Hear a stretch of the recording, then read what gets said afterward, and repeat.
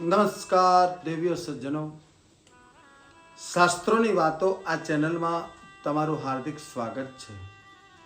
મિત્રો, આજે આપણે જાણીશું કે રક્ષાબંધનનું મહત્વ શું છે. રક્ષાબંધનનો તહેવાર ઉજવવા પાછળનું કારણ શું છે. તો અહીંયા આગળ શાસ્ત્રોમાં શ્રાવણ સુદ પૂર્ણિમાના દિવસે રક્ષાબંધન પર્વ ઉજવાય છે. તેનું કારણ શું છે કે ત્યારે શાસ્ત્રો કહે છે કે સાંભળો, આગળ દેવો અને દૈત્યોની વચ્ચે 12 વર્ષનું યુદ્ધ થયું હતું અને તેમાં દેવો હાર્યા અને દૈત્યોએ ત્રિલોકનું રાજ્ય લઈ લીધું. ત્યારે ઇન્દ્ર ગુરુ પાસે ગયા અને કહે છે કે અમારું સર્વ બધું લઈ લીધું છે રાક્ષસોએ, દૈત્યોએ, હું ફરીથી યુદ્ધ ક્યારેક કરું. ત્યારે દેવોના ગુરુ બૃહસ્પતિ કહે છે કે અત્યારે યુદ્ધનો સમય નથી, માટે તમે અત્યારે રહેવા દો. ત્યારે ઇન્દ્રની ઇન્દ્રાણી બોલે છે કે આજે શ્રાવણ સુધી 14 છે, તો આજે તમે રહેવા દો અને કાલે હું રક્ષાબંધન બાંધું, તેથી તમારો જય થશે. કેમ કે ઇન્દ્રાણી પતિવ્રતા છે, માટે તે કહે છે તેમ થાય. પછી તે પ્રમાણે રક્ષાબંધન કર્યું અને ઇન્દ્રનો વિજય થયો. ત્યાંથી રક્ષાબંધન બળેવના દિવસે એટલે પૂર્ણિમાના દિવસે એ દિવસથી રક્ષાબંધન બાંધવાની પરંપરા ચાલી આવે છે. મિત્રો, ત્યાંથી રક્ષાબંધનના પર્વ સમયે બ્રાહ્મણો રક્ષાબંધન બાંધે છે યજમાનના કલ્યાણ માટે અને વિજય પ્રાપ્તિ માટે. આ કારણથી મિત્રો રક્ષાબંધન બાંધવામાં આવે છે. રક્ષાબંધન ઉજવવાના ધાર્મિક અને વૈજ્ઞાનિક અને આધ્યાત્મિક કારણો જોવા મળે છે. પ્રથા એવી હતી કે એકવાર દાનવોના રાજા બલિએ 100 યજ્ઞ પૂર્ણ કર્યા પછી તેમણે લાગ્યું કે હવે તેમને સ્વર્ગની પ્રાપ્તિ થશે. સ્વર્ગના રાજા ઇન્દ્ર તથા બધા જ દેવો ભગવાન વિષ્ણુ પાસે મદદ માંગવા ગયા છે. અને એ વખતે ભગવાન વિષ્ણુએ બ્રાહ્મણનું સ્વરૂપ લઈને વામન અવતાર ધારણ કરીને બલિરાજા પાસે ભિક્ષા માંગવા માટે ગયા છે. અને ત્યારે બલિરાજા પાસે તેમણે 3 ડગલા જમીન માંગી છે. અને બલિરાજાએ હા પાડી અને ભગવાન વિષ્ણુએ 3 ડગલામાંથી 1 ડગલામાં સ્વર્ગ લઈ લીધું છે, બીજા ડગલામાં પૃથ્વી, અને ત્રીજો પગ બલિરાજાને પોતાના માથે પર મૂકવા કહ્યો. અને વિષ્ણુ ભગવાને માથા પર પગ મૂકીને બલિરાજાને પાતાળમાં ઉતારી દીધો છે. અને ત્યારબાદ ભગવાન વિષ્ણુએ પોતાનું મૂળ સ્વરૂપ ધારણ કરી અને બલિરાજાને વરદાન માંગવા માટે કહ્યું છે. બલિરાજાએ હંમેશા વિષ્ણુ ભગવાન તેમની સાથે રહે તેવું વરદાન માંગ્યું છે. અને ભગવાન તેમને ત્યાં દ્વારપાળ થઈ અને ભગવાનને રહેવું પડ્યું છે. આ વસ્તુ લક્ષ્મીજીને ના ગમી અને ત્યારે લક્ષ્મીજી પાતાળમાં જઈ અને બલિરાજાને હાથે રાખડી બાંધે છે. અને ત્યારે કંઈક ભેટ આપવાનું બલિરાજા કહે છે.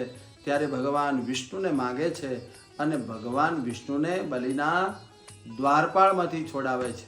એટલા માટે મિત્રો કહેવાયું છે, યેન બધ્ધો બલિરાજા દાન વિદ્રો મહાબલ તેન ત્વામ વિબધનામી રક્ષે મા ચલમાલ. આ રક્ષાબંધનનું પર્વ છે. અને હવે આપણે જાણીશું મિત્રો વૈજ્ઞાનિક કારણ.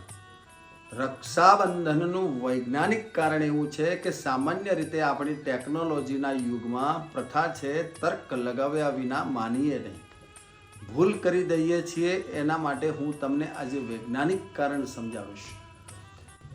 રક્ષાસૂત્ર બનાવવા માટે કેસર, સરસવના દાણા, ચંદન, દુર્વા એટલે ઘાસ, ચોખા અને રેશમના લાલ કપડાનો ઉપયોગ થતો હતો અને થાય છે. રેશમને એન્ટીબાયોટિક મનાય છે. કેસરને વાત, પિત્ત અને કફ નાશક અને પેઇન કિલર મનાય છે. અને સરસવ એ ચામડીના રોગો, વાળની સમસ્યા અને શરીરના જરૂરી ઉત્સેચકો માટે ખૂબ જ મહત્વનું છે. દુર્વા એક એવા પ્રકારનું ઘાસ છે કે જે એસિડિટી, ડાયાબિટીસ, કબજિયાત, મેદસ્વીતા વગેરે માટે ખૂબ જ લાભદાયી નીવડે છે. ચંદન શીતળતા આપે છે. મગજમાં સોરેન્સ્ટિક રિલીઝ થાય છે, જે મગજને ખૂબ જ ફાયદાકારક બનાવે છે. અને મિત્રો, રક્ષાબંધનમાં રાખડીને જમણા હાથ ઉપર જ બાંધવામાં આવે છે. તેની પાછળનું કારણ છે કે જેમાં પૂર્ણિમાના દિવસે આપણા શરીરમાં બ્લડ પ્રેશર હાઈ હોય છે. રેશમ માટે એટલા માટે રેશમને કાંડા ઉપર બાંધવાથી બ્લડ પ્રેશર નિયંત્રણમાં રહે છે. આધ્યાત્મિક કારણ હવે આપણે સમજીશું કે જ્યારે એક બેન તેમના ભાઈના માથા પર તિલક લગાવે છે અને ત્યારે ભાઈને વિશ્વાસ છે કે આપણે ભલે શારીરિક રીતે ભાઈ બહેન છીએ પણ વૈશ્વિક સ્તરે માત્ર આત્માઓ છીએ અને આપણા પિતા એ પરમાત્મા છે. એક કપાળની આ જગ્યા ઉપર આજ્ઞાચક્ર છે ને જ્યાં હંમેશા પોતાનું ધ્યાન કેન્દ્રિત રાખશે. ચોખા લગાવવાથી એવું યાદ કરાવવામાં આવે છે કે જે ચોખાને અક્ષત પણ કહેવામાં આવે છે. અક્ષત એટલે એવું કે જેની ક્ષતિ થઈ શકે નહીં.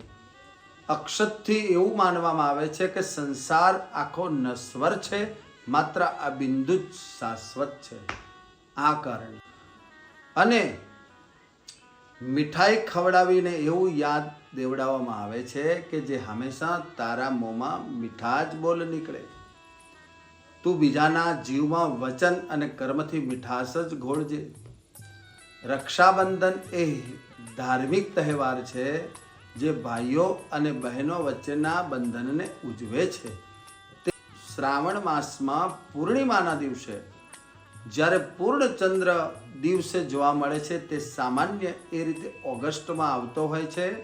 અને બહેનની પ્રતિબદ્ધતા અને રક્ષણ સૌથી આગળ હતું. મહાભારત રક્ષાબંધનનો તહેવાર હિન્દુ મહાકાવ્ય અને મહાભારત સાથે પણ સંબંધિત છે. મહાભારતમાં ભગવાન કૃષ્ણએ એક વખત તેમની આંગળીમાં લાગવાથી લોહી નીકળવા લાગ્યું છે અને આ જોઈને દ્રૌપદીએ તેની સાડીના કપડાનો ટુકડો ફાડી અને ભગવાન શ્રી કૃષ્ણની આંગળી ઉપર બાંધી દીધો છે અને રક્તસ્રાવ તેનાથી બંધ થઈ ગયો. કાપડનો ટુકડો એ પછી એક પવિત્ર દોરો બની ગયો અને આના બદલામાં ભગવાન શ્રી કૃષ્ણએ બહેન દ્રૌપદીની ભયંકર મુસીબતમાં રક્ષા કરે છે. કોઈ પણ શુભ કાર્યની શરૂઆત કરતી વખતે અથવા નવી વસ્તુ ખરીદતી વખતે આપણે નાડાછડી સાથે બાંધીએ છીએ જેથી આપણા જીવનમાં શુભતા આવે. અને ધર્મના દરેક ધાર્મિક સમારોહ એટલે કે પૂજા, ઉદ્ઘાટન, હવન, સંસ્કાર વગેરે પહેલાં આપણે નાડાછડી કોઈ પણ વિપ્ર એટલે ભૂદેવો દ્વારા યજમાનના જમણા હાથમાં પતિ પત્ની સાથે જ્યારે કાંડા ઉપર બાંધવામાં આવે છે ત્યારે એ નાડાછડી રક્ષણ કરે છે. તેને કલાઓ અથવા મૌલી અથવા ઉપા એટલે કે મણિબંધ પણ એને કહેવામાં આવે છે.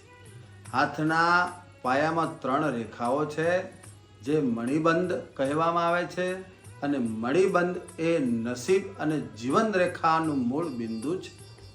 આ 3 રેખાઓ ભૌતિક, આધ્યાત્મિક અને દૈવિક જેવી ત્રિવિધ ઉષ્મા આપનારી અને છોડવાની શક્તિ ધરાવતી હોય છે. આ મણિબંધના નામ શિવ, વિષ્ણુ અને બ્રહ્મા છે. તેથી તે રીતે શક્તિ, લક્ષ્મી અને સરસ્વતી પણ અહીં ભૌતિક રીતે નિવાસ કરે છે. જ્યારે આપણે રક્ષા માટે નાડાછડી મંત્રનો પાઠ કરી અને કાંડા ઉપર જ્યારે બાંધવામાં આવે છે ત્યારે 3 દોરાઓ 3 ત્રૈલોક્ય એટલે 30 શક્તિને સમર્પિત થઈ જાય છે અને જેના કારણે રક્ષાસૂત્ર ધારણ કરનાર વ્યક્તિ દરેક રીતે રક્ષા થાય છે અને રક્ષાસૂત્રનો સંકલ્પ કરી અને જીવનમાં ખૂબ આગળ વધે છે. મિત્રો, આ કારણ છે રાખડી બાંધવાનું. રક્ષા બાંધવાથી ભાઈનું કલ્યાણ થાય છે અને બહેનનો પ્રેમ અને પરિવારનું કલ્યાણ. આ જ પર્વનું નામ છે રક્ષાબંધન. આ જ કારણથી આ રક્ષાબંધનનો પર્વ ઉજવવામાં આવે છે. હવે આપણે આગળના વિડીયોમાં જાણીશું કે રક્ષાબંધનના દિવસે એટલે પૂર્ણિમાના દિવસે ભદ્રા કયા સમયથી ચાલુ થાય છે કેટલા સમયમાં અને ક્યારે રાખડી બાંધવી એ તમામ પ્રકારની માહિતી હું તમને આગળના વિડીયોમાં આપીશ. ત્યાં સુધી બધાને ઓમ નમઃ શિવાય. હર હર હર હર મહાદેવ હર.